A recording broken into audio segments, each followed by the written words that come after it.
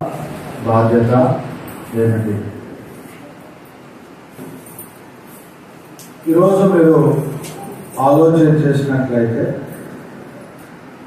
ప్రపంచంలో అత్యధికముగా అమ్ముడుపోయే పుస్తకం ఏదైనా ఉన్నది అని అంటే అది బైబిల్ మాత్రమే.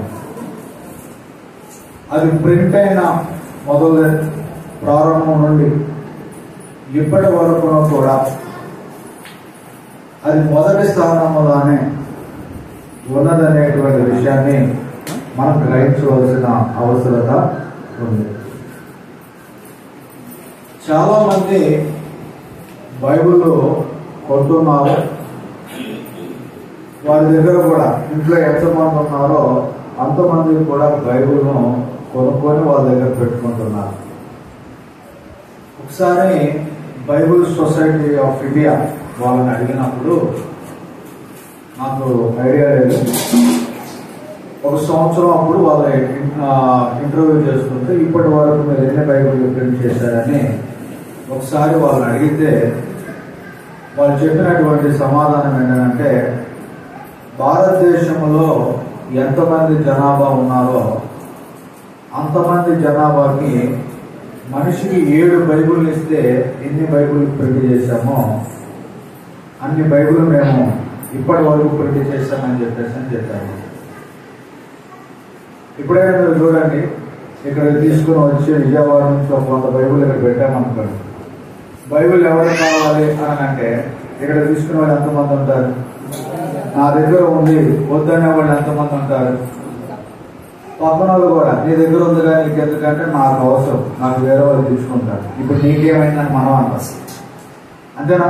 అంటే బైబిల్లో మనం ఎన్ని బైబుల్ ఇప్పుడు నేను వచ్చి ఇచ్చాను, వచ్చిన ఇంకొక ఆయన వచ్చి ఇస్తాడు. అలా ఇచ్చినప్పుడు మళ్ళీ మనం తీసుకోకుండా ఉంటామా?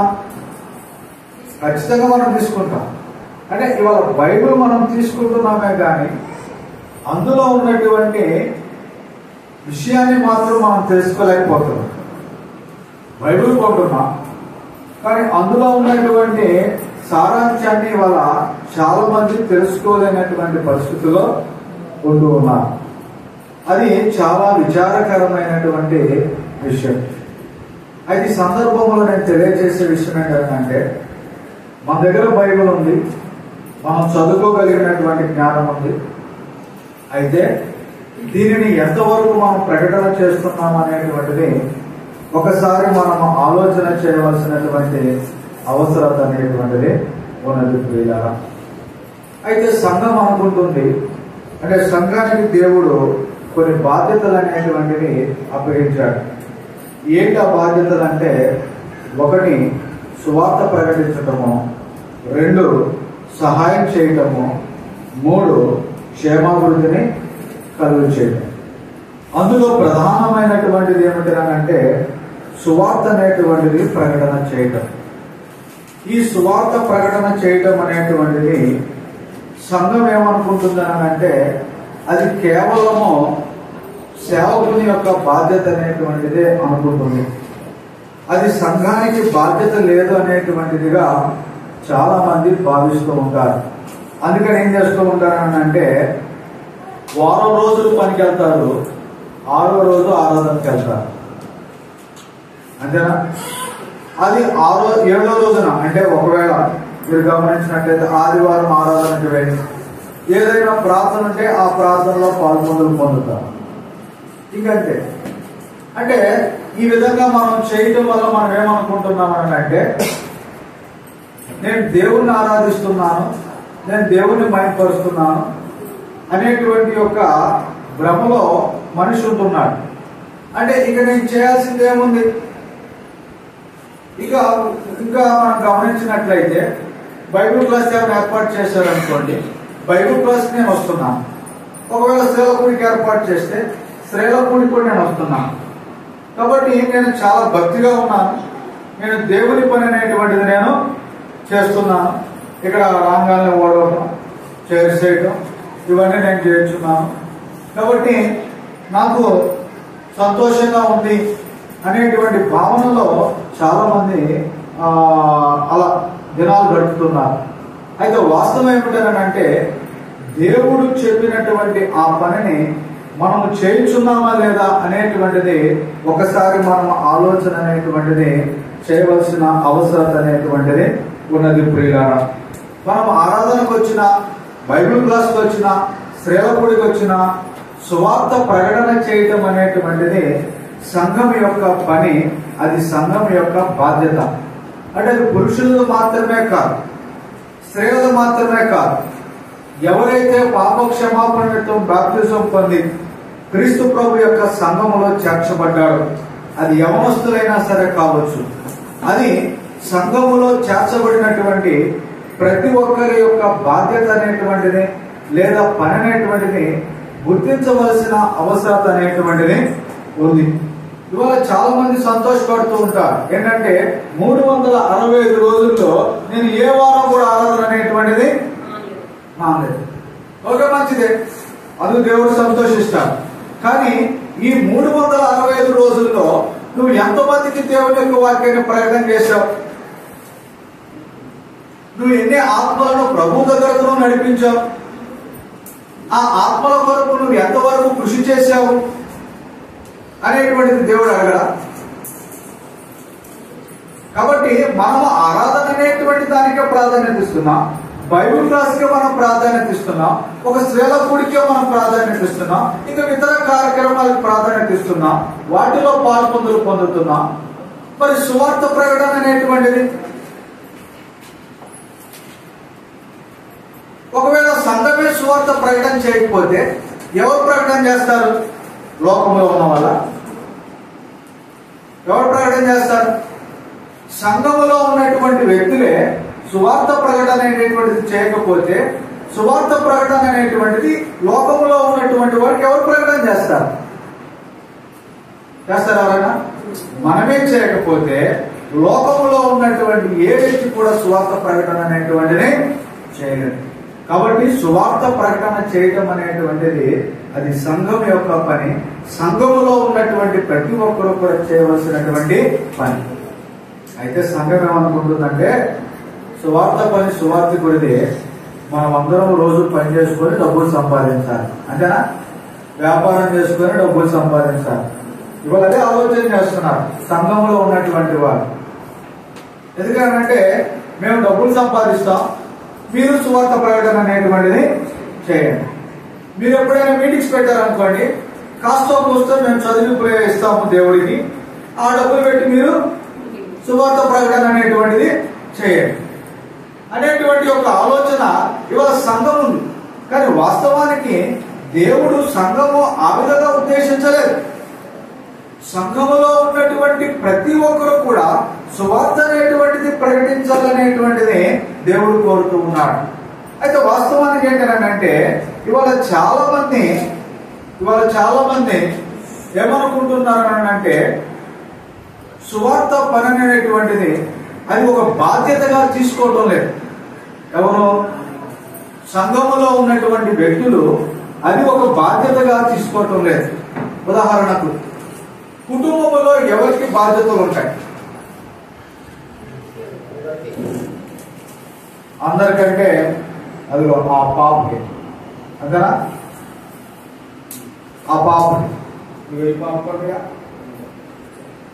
ఇవి ఏడుకోండియా, లేకపోతే పోయిన ముసలోళ్ళు మంచం మీద ఉంటారు చూసారా, ఆల్కొండియా.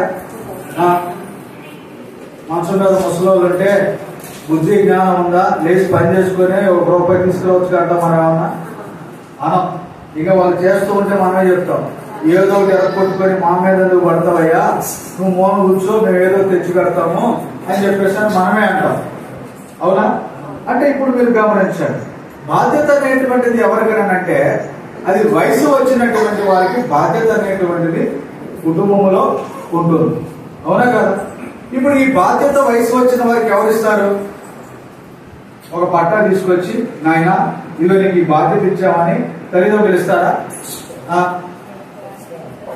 ఈ బాధ్యత అనేటువంటిది ఎవరు తీసుకుంటారు?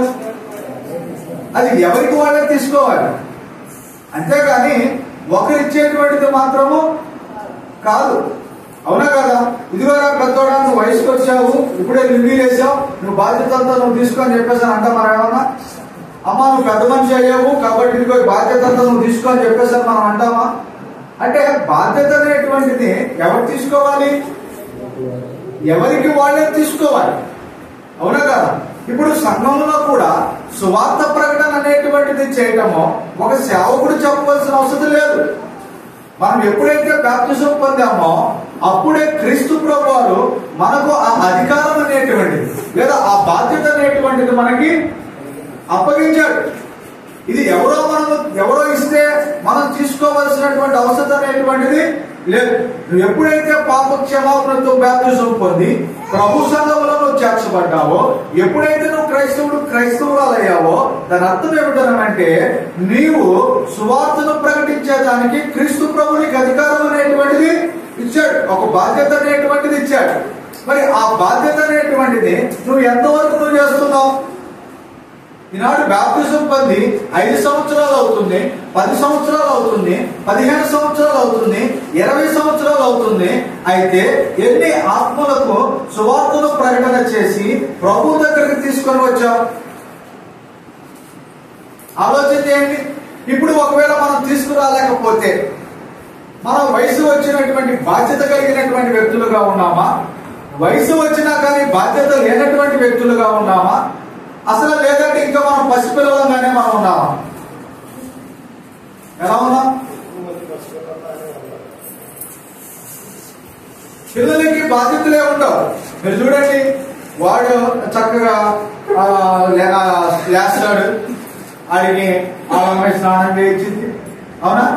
వాళ్ళ అమ్మాయి ఆడికి టిఫిన్ పెట్టింది, చక్కగా చేతితో పట్టుకొని అక్కడికి తీసుకెళ్తుంది, స్కూల్కి తీసుకెళ్తుంది, మళ్ళీ వచ్చేటప్పుడు స్కూల్ నుంచి తీసుకొని వస్తుంది, మళ్ళీ స్నానం చేయించింది, మళ్ళీ భోజనం పెట్టింది, మళ్ళీ పడుకోబెట్టింది, మళ్ళీ ఉదయాన్నే రొట్టి. ఇంకా వాడికి ఏం బాధ్యతలు ఉంటాయి? ఇవాళ కూడా సువార్థికుడు ఏం చేస్తున్నాడు అని అంటే సంఘంలో, అమ్మా నువ్వు ఆదివారం రావాలమ్మా, అమ్మ ఆదివారం రాకపోతే ఎలాగమ్మా, ఆదివారం రావాల్సిందేనయ్యా అని చెప్పి ఇంటికెళ్ళి రాకపోతే మళ్ళీ ఆయన తీసుకొని వచ్చి కూర్చోబెట్టి మీరు బాగున్నారా అని చెప్పి అన్ని ఎవరు చెప్పాలి? చెప్పాలి. అంటే ఇదంతా ఇప్పుడు స్థానిక సంఘములో సంఘ సభ్యులు అనేటువంటి వాళ్ళు ఎలా ఉన్నారు? అందుకని హెబ్రీయులకు రాసిన పత్రికలో ఒక మాట అంటున్నాడు హెబ్రీ రచయిత. హెబ్రీయులకు రాసిన పత్రిక 5వ అధ్యాయము 12వ వచనాన్ని మనం చదువుకుందాం. హెబ్రీయులకు రాసిన పత్రిక 5వ అధ్యాయము 12వ వచనం.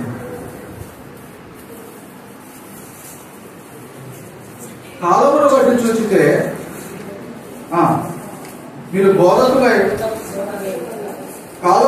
చూచితే మీరు బోధకులుగా ఉండవలసిన వారు ఉండగా దేవతలలో మొదటి మూల పాఠంలో ఒకటి మీకు మరలా బోధకవలసి వచ్చాను. మీరు పాలు త్రాగవలసిన వారే గాని బలమైన ఆహారం తినగలవారు కాదు. ఈరోజు నిజంగా సంఘములో సహోదరుడు సహోదరి సువార్త ప్రకటన చేయకపోతే వాళ్ళు ఏ విధంగా ఉన్నట్టు? ఏ విధంగా వాళ్ళు ఉన్నట్టు? పసిపిల్లలుగా ఉన్నట్ట, బాధ్యత కలిగినటువంటి వ్యక్తులుగా ఉన్నట్ట అనేటువంటిది మనం ఒకసారి ఆలోచన చేయవలసినటువంటి వారమై ఉన్నారు. రెండోది, చాలా మంది అనుకుంటూ ఉంటారు మా స్థానిక సంఘం చాలా బలమైనది, మా స్థానిక సంఘం చాలా ఆత్మీయంగా అభివృద్ధి చెందింది అని చెప్పేసి అనుకుంటూ ఉంటారు. దేనిని బట్టి అనుకుంటూ ఉంటారు? సంఖ్యను బట్టి అనుకుంటూ ఉంటారు. వాస్తవానికి బలమైనటువంటి సంఘం ఏం చేస్తుందనంటే పనిచేస్తుంది. బలమైన సంఘం ఏం చేస్తుంది? పనిచేస్తుంది. మీ శరీరం ఇప్పుడు బలంగా ఉందనుకోండి, ఏం చేస్తుంది? పనిచేస్తుంది. శరీరం బలహీనంగా ఉంటే పనిచేయదు, చచ్చిపడిపోతుంది. ఇప్పుడు ఆకారం ఎంత ఉన్నా కానీ ప్రయోజనం అనేటువంటిది లేదు. అయితే ఇప్పుడు బలమైన సంఘం అని అంటే ఆ సంఘంలో ఉన్నటువంటి వ్యక్తులు ఏం చేయాలి? పని చేయాలి. ఏం పని చేయాలి? ప్రధానమైనటువంటిది సువార్త ప్రకటన అనేటువంటిది చేయాలి. ఇవాళ ఒకవేళ మనం సువార్త ప్రకటన చేయటం లేదు అనుకుందాం, చేయకపోతే మరి మన సంఘం ఏ విధంగా ఉన్నట్టు ఆత్మీయంగా? ఈరోజు నిజంగా మనము చాలా మంది సంఘం ఇక్కడే కాదు, లోకంలో మీరు గమనించినట్లయితే చాలా సంఘాలలో సంఘంలో ఉన్నటువంటి వ్యక్తులు ఆరాధనకు వస్తే చాలు, అదే వాళ్ళ జీవితంలో గొప్ప భాగ్యం అని అనుకుంటున్నారు. 52 వారాలు కూడా మేము ఆరాధన మానకుండా వస్తే మా అంత భక్తి కలిగినటువంటి వాళ్ళు లేరు అనేటువంటి భావనలో ఉంటున్నారు. ఇంకా ఇతర కార్యక్రమాల్లో కూడా పాల్గొందులు పొంది ఆర్థికంగా సహాయం చేసినట్లయితే స్థానిక సంఘంలో మా అంటి వారు లేరు అనేటువంటి భావనలో చాలా మంది బ్రతుకుతున్నారు. కానీ నిజమైనటువంటి విషయం ఏమిటనంటే, విచారకరమైన విషయం ఏమిటనంటే, సంఘంలో ఉన్నటువంటి సభ్యులు సువార్త అనేటువంటిది ప్రకటన చేయడం లేదు. అది చాలా విచారకరమైనటువంటి విషయం. కాబట్టి ఏ సంఘం అయితే సువార్త ప్రకటన అనేటువంటిది చేస్తుందో ఆ సంఘమే బలమైనటువంటి సంఘముగా మనము గమనించగలము, గుర్తించగలము. ఏ సంఘం అయితే సువార్త ప్రకటన అనేటువంటిది చేయదో ఆ సంఘం అనేటువంటిది ఆత్మీయంగా బలహీనంగా ఉన్నట్టు అనేటువంటి విషయాన్ని మనం అర్థం చేసుకోవాల్సిన అవసరం అనేటువంటిది ఉన్నది. ప్రియులారా, చాలా మంది అంటూ ఉంటారు, నేను సువార్త ప్రకటన చేయలేనండి, నాకు రాదండి అని అంటూ ఉంటారు. ఈరోజు ఏ మనిషి కూడా మీరు గమనించండి, ఏ మనిషి కూడా పుట్టుకతో డాక్టర్ అవ్వలేదు, ఏ మనిషి పుట్టుకతో ఇంజనీర్ అనేటువంటిది అవ్వలేదు. ప్రతి మనిషి కూడా నేర్చుకుంటేనే అవుతాడు. మనిషి ప్రతి దేవుడు పెట్టినటువంటి గొప్పవారం ఏంటంటే, మరి ప్రతి మనిషి నేర్చుకునేటువంటి స్వభావాన్ని మనకు పెట్టాడు. ప్రతిదీ మనం నేర్చుకోవాలి. మనం తిట్టడం నేర్చుకోవాలి, స్నానం చేయడం మనము నేర్చుకోవాలి. ఇంకా చెప్పాలంటే మనకు నేర్పించాలి, మనకు నేర్పించాలి. మీరు చూడండి, ఏ జంతువులకి ఏమి నేర్పించవు, అవునా కాదా? ఏ జంతువులకి ఏమి అవే నేర్చుకుంటాయి, వాటి స్వభావం అది. కానీ దేవుడు మనిషికి మాత్రమో ఒకళ్ళు పెట్టి ఏం చేయమన్నాడు? నేర్పించమన్నాడు. చిన్నప్పటి నుంచి మనం నేర్చుకోవలసినటువంటి వారమై ఉన్నాం. వారు నడవలసిన తులవను వారికి నేర్పము, వాడి పెద్దవాడైనప్పుడు దాని నుండి, అంటే చిన్నప్పటి నుంచి తల్లిదండ్రుల వారికి నేర్పించాలి. అంటే మనిషి యొక్క జీవిత విధానం ఏంటంటే, పుట్టుకతోనే ప్రతిదీ వాడు నేర్చుకోలేదు. పుట్టుక దగ్గర నుంచి చచ్చేంత వరకు నువ్వు ఏం చేయాలి? నేర్చుకోవాల్సిన అవసరం అనేటువంటిది ఉంది. నిజంగా సువార్త ప్రకటించాలనే మనసు మనకుంటే ఖచ్చితంగా మనం ఏం చేస్తాం? మనం నేర్చుకుంటాం. ఈరోజు నేను సువార్తను ప్రకటించి అనేక ఆత్మలను ప్రభు దగ్గరకు నేను తీసుకురావాలని అనుకున్నట్లయితే ఖచ్చితంగా నేను వాక్యాన్ని నేర్చుకునేటువంటి వ్యక్తిగా నేను ఉంటాను. వాక్యాన్ని నేర్చుకుంటాను. ఈరోజు వాక్యం నేర్చుకోవాలంటే మనం అక్కడికి వెళ్ళాలండి. అపోస్తుల కార్యం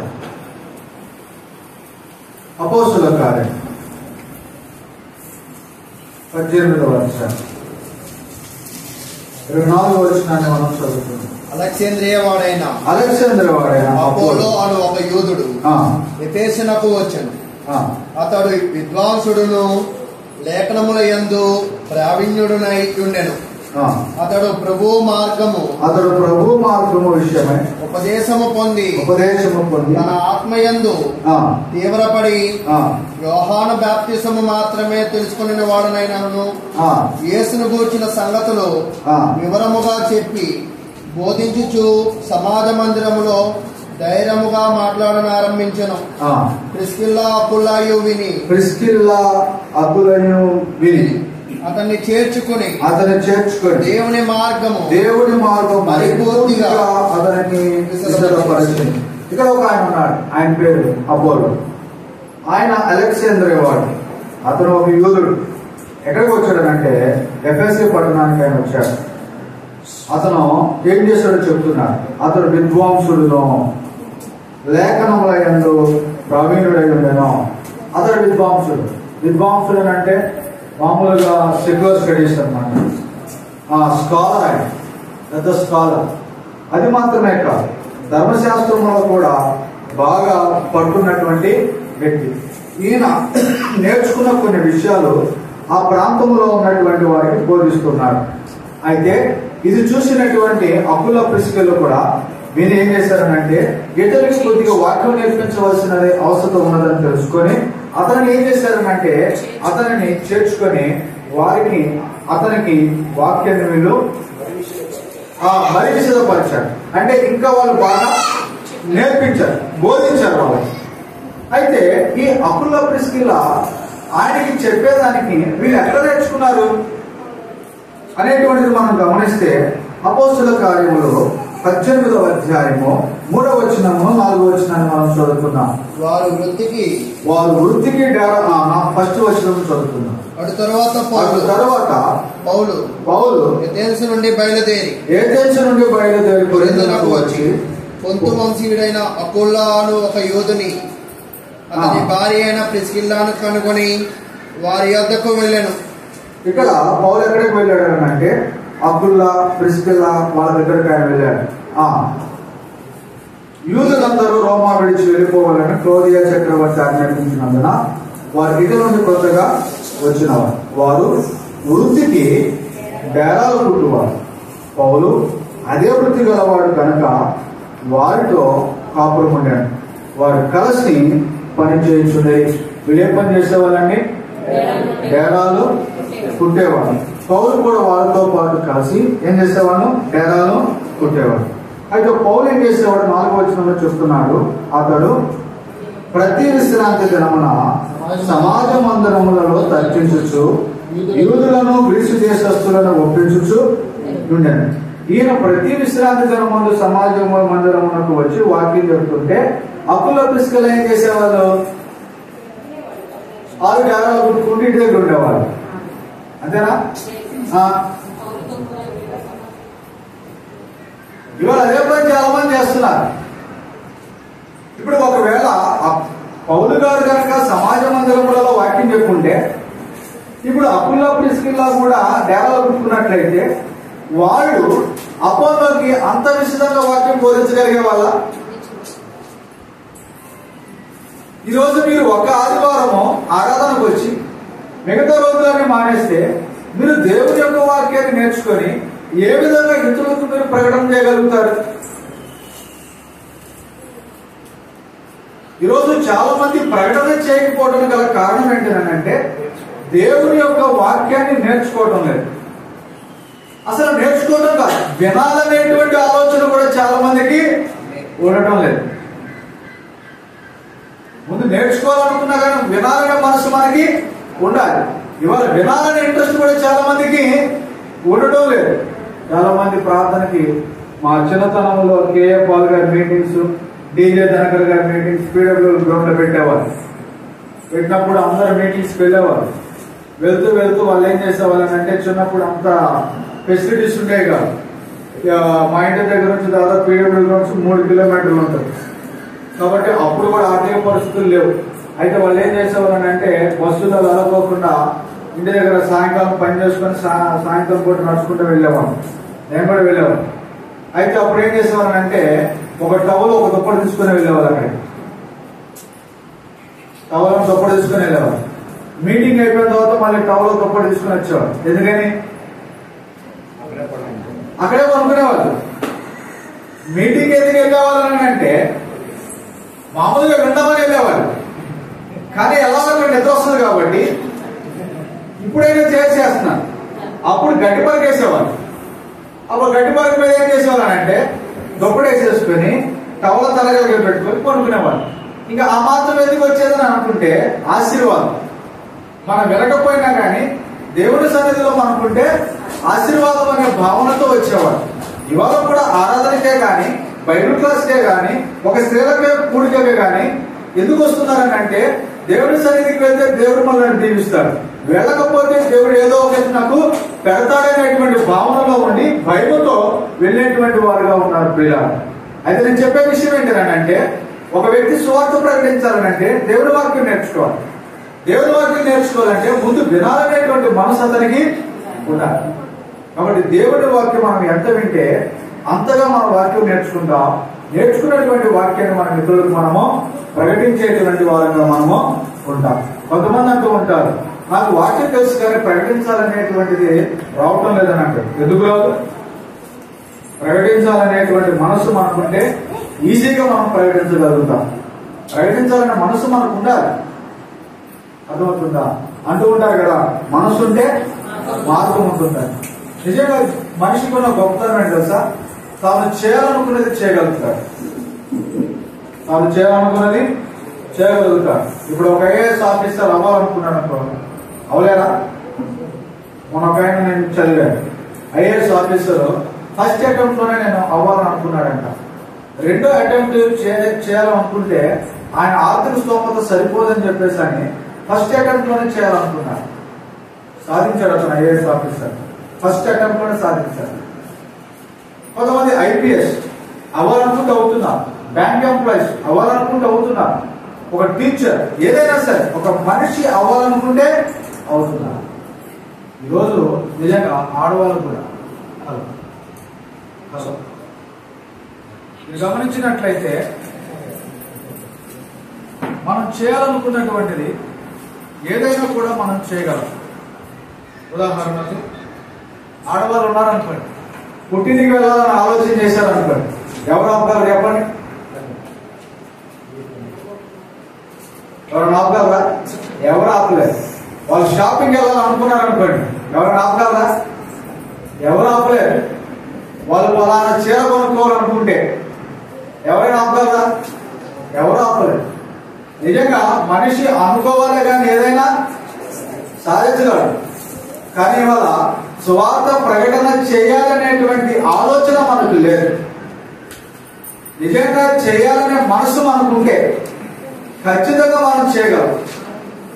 ఒక అపుల్లా ప్రిస్కిల్లా ఎలా దేవుడి వాక్యం నేర్చుకొని వాళ్ళు అలెగ్జాండర్ వాడైనటువంటి అపోలోకి వాళ్ళు ప్రకటన చేశారో, ఈ రోజు మనం కూడా దేవుడి యొక్క వాక్యాన్ని మనం నేర్చుకొని మనము ప్రకటన చేసేటువంటి వారిని మనము ఉండగలుగుతాం.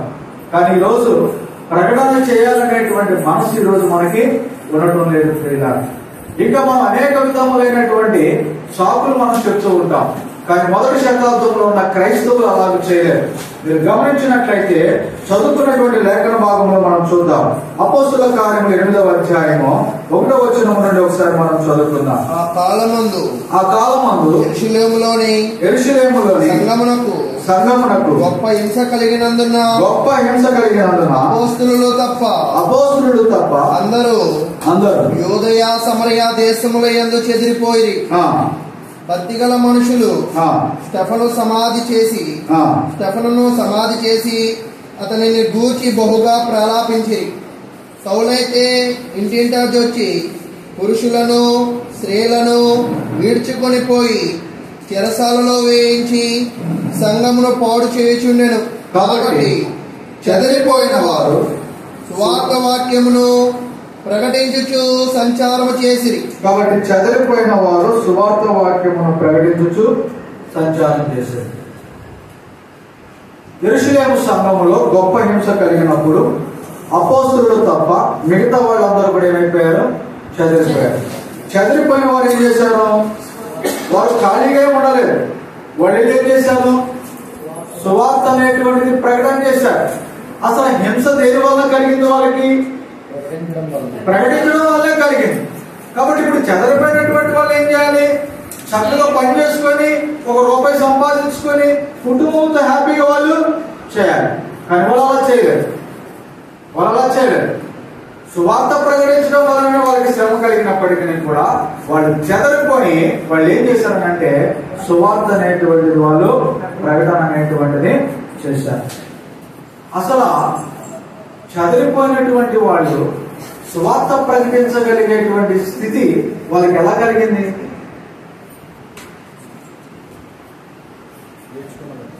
అపోస్తల కార్యములో చెదరిపోయినటువంటి వాళ్ళు, సంఘం చెదరిపోయినటువంటి వాళ్ళు సువార్త ప్రకటించగలిగే అంత సామర్థ్యము వాళ్ళకి ఎన్ని సంవత్సరాలు కలిగింది?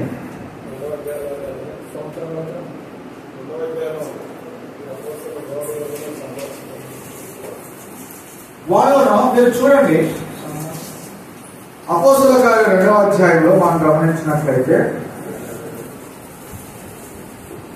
అపోస్తల కార్యం 2వ అధ్యాయము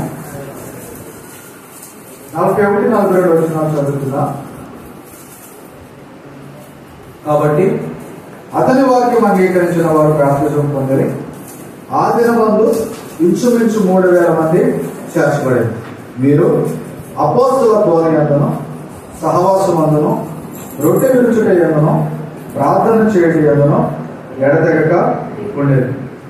వీళ్ళు ఇంతగా వాక్యం నేర్చుకుంటానికి గల ప్రధానమైన కారణము 46వ వచనంలో మనం చూస్తాం. మరియు వాళ్ళ ఏక మనసుకులై ప్రతిదినము ఎప్పుడంటే ప్రతిదినము దేవాలయంలో తప్పక కూడుకొనొచ్చు, ఇంటింటా రొట్టె విరుచుచు, దేవుని స్తుతించుచు, ప్రజలందరి వలన దయ పొందిన వారై ఆనందముతోనూ నిష్కపటమైన హృదయముతోనూ ఆహారము పుచ్చుకొనొచ్చుండరి. మరియు ప్రభు రక్షణ పొందుతున్న వారిని అనుదినము వారితో చేర్చుండెను. బాప్తిజం పొందినటువంటి వారు ఇళ్ళకెళ్ళిపోలా. ఏం చేశారు? వాళ్ళు అక్కడే ఉన్నారు. వాళ్ళు ప్రతిదినము దేవాలయంలో తప్పక కూడుకొనొచ్చు. వాళ్ళు ఏం విన్నారు? అపోస్తుల బోధ విన్నారు. వాళ్ళు ఏం విన్నారు? అపోస్తుల బోధ. ఒకవేళ మనమే పెట్టామనుకున్నాం, ప్రతిరోజు ప్రార్థన పెట్టామనుకున్నాం ఒక 4 రోజుల పాటు, ఎంతమంది వస్తారు 4 రోజులు ప్రార్థన? ఎంతమంది వస్తారు? నిజంగా మీరు చూడండి, ఎటువంటి పండుగలు లేవు, ఎటువంటి ఇవి లేవు, ఫెస్టివల్స్ మామూలుగా ఇవేం లేవు. ఊరికనే ఒక 30 రోజులు మనం ప్రార్థన పెట్టామనుకున్నాం, ఎంతమంది వస్తారు సంఘానికి? 16 పెట్టలేదు, లేకపోతే ఇంకేం పెట్టట్లేదు, ఎంతమంది వస్తారు? రోజు రోజుకి ఫస్ట్ రోజు 30 మంది వస్తారు, తర్వాత 20 మంది, తర్వాత 15 మంది, ఇంకా లాస్ట్ 4 రోజులకు వచ్చేసరికి ఎవరు కూడా సువార్థికుడే ఉంటారు. వాస్తవానికి ఏంటంటే ఇవాళ చాలా మంది దేవుని వాక్యం వినడానికి ఇష్టపడుతుందా, నేర్చుకోవడానికి ఇష్టపడుతుందా? నిజంగా సువార్త వినాలి, నేర్చుకోవాలి, సువార్త ప్రకటించాలి అనుకున్న వాళ్ళ ఇంట్లో నాకు తెలిసి పెద్ద పెద్ద టీవీలు ఉండవు అనుకుంటారు. ఇవాళ చక్కగా టీవీ, పెద్ద టీవీ పెట్టుకొని ప్రశాంతంగా టీవీ ముందు కూర్చొని ఏం చూడాలి? సాయంత్రం అయితే చాలు వరుసనే సీరియల్స్ అనేటువంటివి చూడటమే చాలా మంది పని అయిపోయింది. కొత్త సీరియల్స్ ఏమైనా వచ్చినా కానీ వాటి గురించి ఏం చేస్తూ ఉంటారంటే డిస్కషన్ చేస్తూ ఉంటారు. అంటే నేను చెప్పే విషయం ఏంటంటే ఇది చాలా మందికి మామూలుగా నవ్వులాగే ఉండొచ్చు, కానీ నిజంగా సంఘంలో మనం ఎంతవరకు ఇతరులకు సువార్త ప్రకటించేటువంటి పనిలో మనం ఉన్నాము అనేటువంటిది ఒకసారి ఆలోచన చేయవలసిన అవసరత అనేటువంటిది ఉన్నది ప్రియులారా.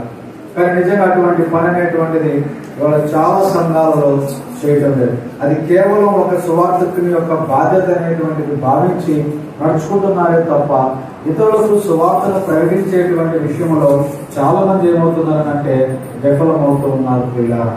ఇక్కడ మీరు గమనించినట్లయితే వీళ్ళు సువార్త ప్రకటించడానికి, అంటే చెదరిపోయినటువంటి వారు సువార్త ప్రకటించడానికి వాళ్ళు ఎన్నో సంవత్సరాలు పట్టలేదు. జేడబ్ల్యూ మిగ్గార్వే అనేటువంటి ఒక ఆయన కామెంటరీ రాశాడు. అపోస్తుల కార్యముల కామెంటరీలో ది బెస్ట్ కామెంటరీ రాసినటువంటి వ్యక్తి ఎవరంటే జేడబ్ల్యూ మిగ్గార్వే అని చెప్పేసి ఒక ఆయన. ఆయన చెప్పినటువంటి విషయం ఏమిటంటే దాదాపు వీళ్ళు చెదిరిపోవడానికి గల కారణము 2.5 సంవత్సరాలు. ఈ 2.5 సంవత్సరాల్లో దేవుని యొక్క వాక్యాన్ని వాళ్ళు నేర్చుకున్నారు. దేవుని యొక్క వాక్యాన్ని నేర్చుకున్నారు. ఎంతవరకు అయితే నేర్చుకున్నారో అంతవరకు వాళ్ళు ఏం చేశారంటే ఇతరులకు సువార్త అనేటువంటిది, ప్రకటన అనేటువంటిది చేశారు. ఈరోజు మనం ఎందుకు ప్రకటన చేయలేకపోతున్నాం అంటే నేర్చుకోవాలనేటువంటి ఆలోచన వల్ల మనకు లేకుండా పోతుంది. కాబట్టి ప్రియులారా గమనించండి, సువార్త ప్రకటన అనేటువంటిది చేయటం అనేటువంటిది అది సంఘం యొక్క బాధ్యత అనేటువంటిది ఒకసారి మనం ఆలోచన అనేటువంటిది మనం చేయాలి. మరొక విషయం ఏంటంటే అసలు ఎందుకు నేను ప్రకటించాలి, నేను ఎందుకు ప్రకటించాలి, ఎందుకు బోధించాలి, అసలు సువార్త నేను ఎందుకు బోధించాలి, ఎందుకు బోధించాలి? అది అప్పగించబడింది, ఇంకా అది మనకు బాధ్యత, ఇంకా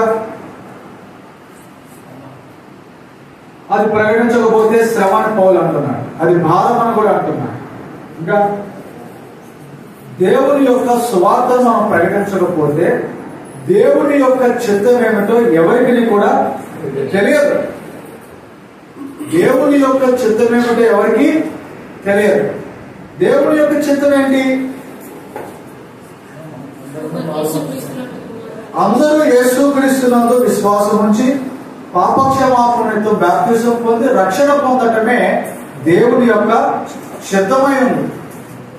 అంటే ప్రతి ఒక్క వ్యక్తి కూడా రక్షణ పొందాలనేటువంటిది, అది క్రీస్తులో రక్షణ పొందాలనేటువంటిదే దేవుని యొక్క చిత్తమైనది ప్రియుల.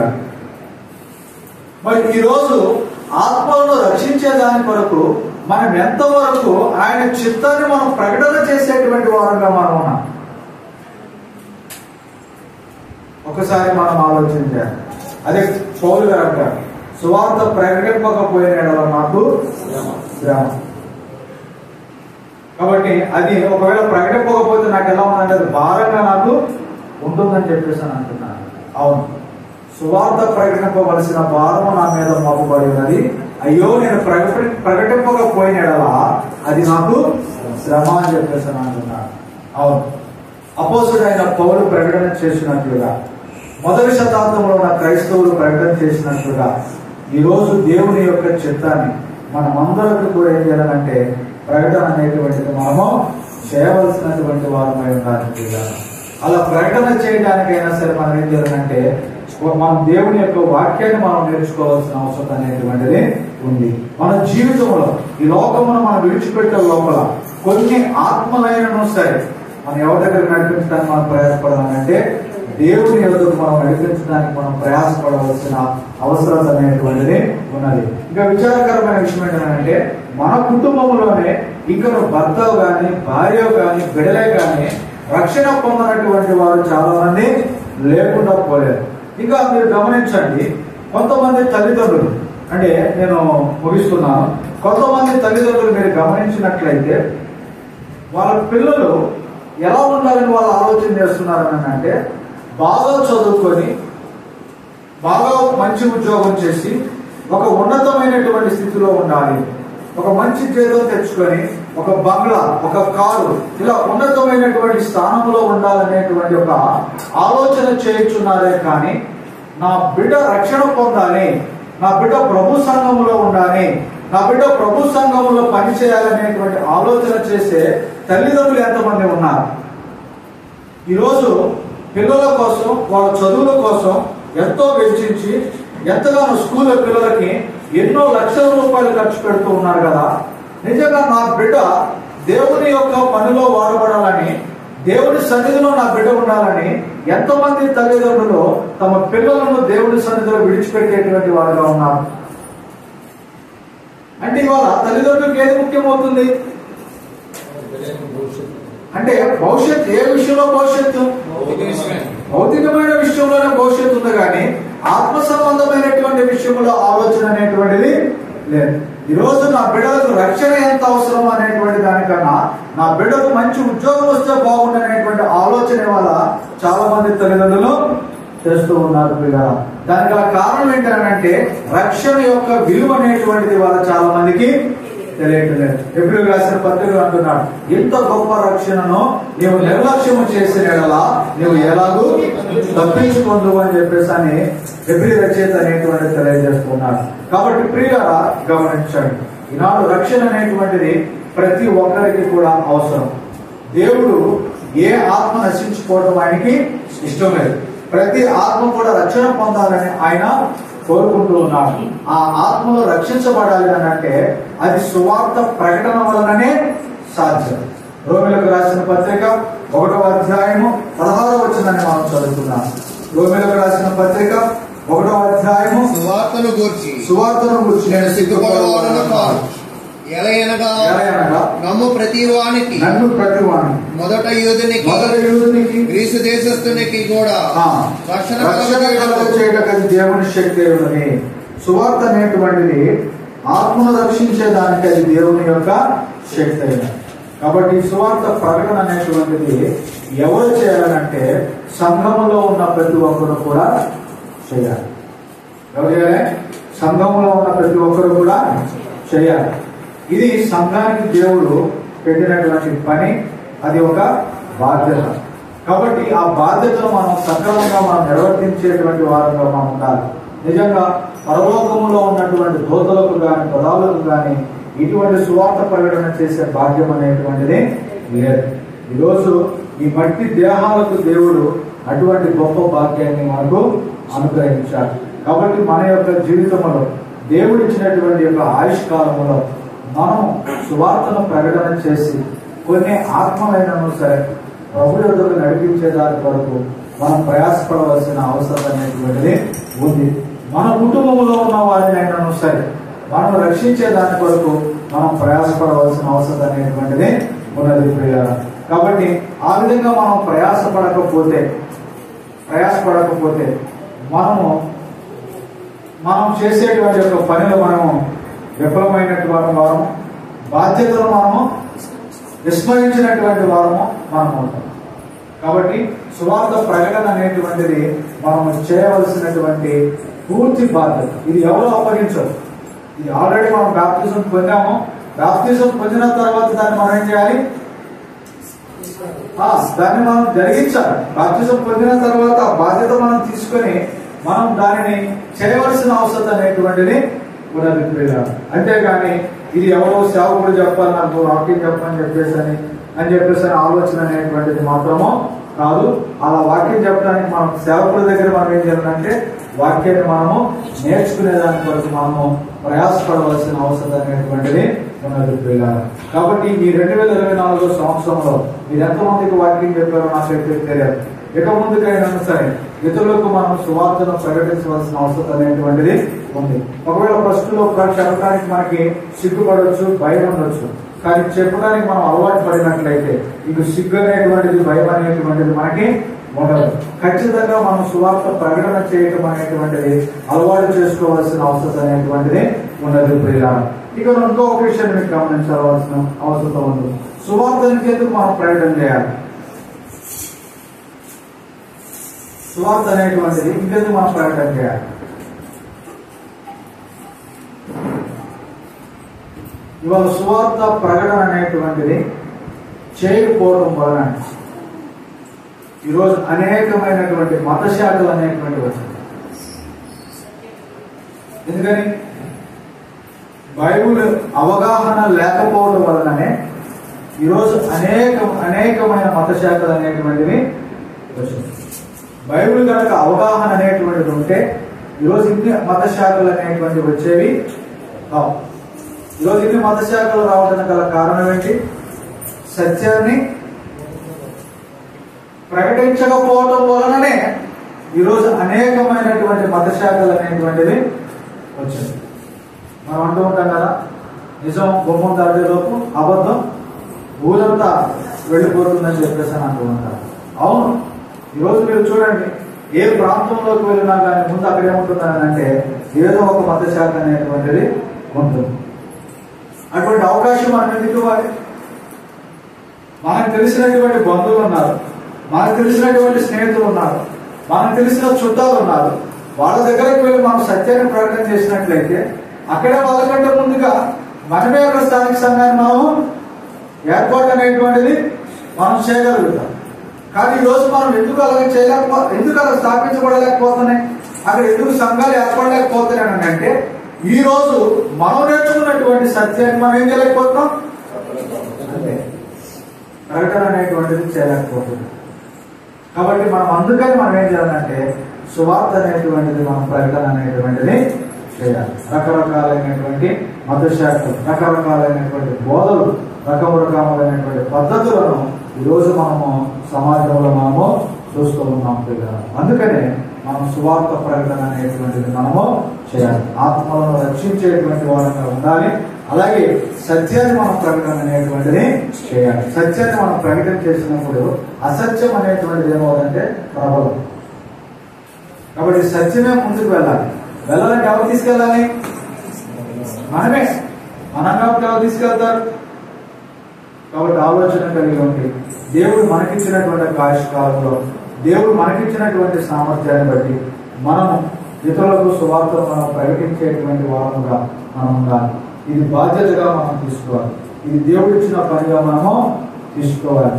అంతేగాని నేను ఆరాధనకు వచ్చాను, బైబిల్ క్లాస్కి వచ్చాను, స్త్రీలపూడికి వచ్చాను, దేవుడిని కానుకలిస్తున్నాను అని ఆత్మీయ సంతృప్తితో బ్రతకడం అనేటువంటిది మానేసి దేవుడిచ్చినటువంటి యొక్క పనిని మనం సక్రమంగా మనం నిర్వర్తిస్తూ మనం ఈ లోకాన్ని విడిచిపెట్టే లోపల కొన్ని ఆత్మలను ప్రభు దగ్గరకు మనం తీసుకొచ్చేటువంటి వారముగా మనం ఉండాలని ప్రభు పేరట మీకు మనం చేస్తూ ఓపికతో వెళ్ళినటువంటి మీ అందరికీ కూడా నా హృదయపూర్వకమైనటువంటి వందనాలు తెలియజేస్తున్నాను. అవకాశం ఇచ్చినటువంటి సహోదరులు విజయబాబు గారు ప్రత్యేకమైనటువంటి వందనాలు తెలియజేస్తూ ముగిస్తూ ఉన్నాను.